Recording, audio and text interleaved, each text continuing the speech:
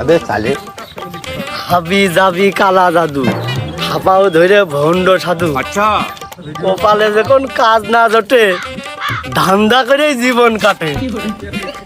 আমার লাল পতাকা ভাইসা জাহাজ মনে হচ্ছে বন্দরে ভিড়ে গেছে।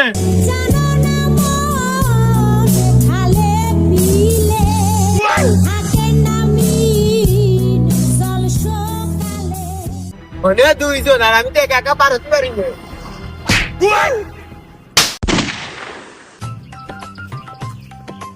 আজ মন মেজাজ অতিরিক্ত খারাপ, পারি না এটা করেছি। কোনো কায়দায় এই মাথা ঠিক হবে না নে মাল না খালি। তাই একটা তামুকরি দাউলের কাছে ফোন দিয়ে নি।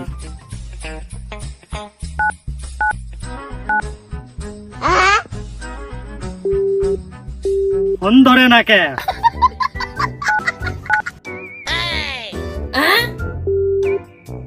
না মানে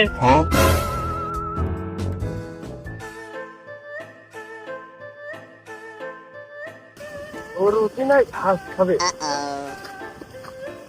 আমি কি খাবো এখন?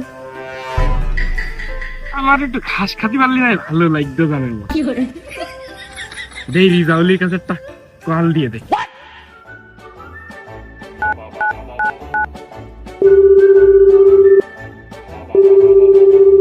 কল দিলি কল ধরে না কা বুঝি নে তো।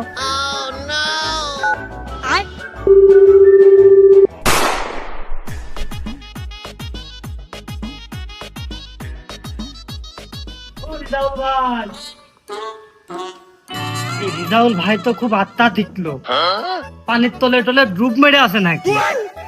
পক পক পকাত পক পক পকাত কি লাগবে? एक सेकंड और अभी तो रुको ডাক দিল পিড়িজিত তলে খাল আমার তো লাগবে রিজাউলের মাল একটু উপর মুখ টাকা বাড়ার মাল।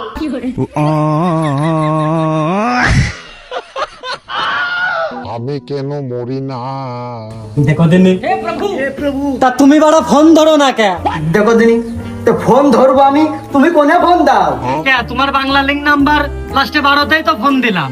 ও নম্বরে কল দিয়ে আমি মাল বেচবো আর কয়দিন পর পর ধরাকে আমি শ্বশুর বাড়ি যাবো, তাই না? দেখো দিনি তাহলে যোগাযোগটা করবো কিভাবে? তোমার কি আমি চিঠি লিখবো নাকি? শালার মূর্খ, এরপরে কল দিলি নেক্সট টাইম টেলিগ্রামে কল দিবি। আমি তো জানি তুমি শুধু 6 গ্রাম 12 গ্রাম এইসব বোঝো, তোমার আবার টেলিগ্রাম বুঝেলো কিটা?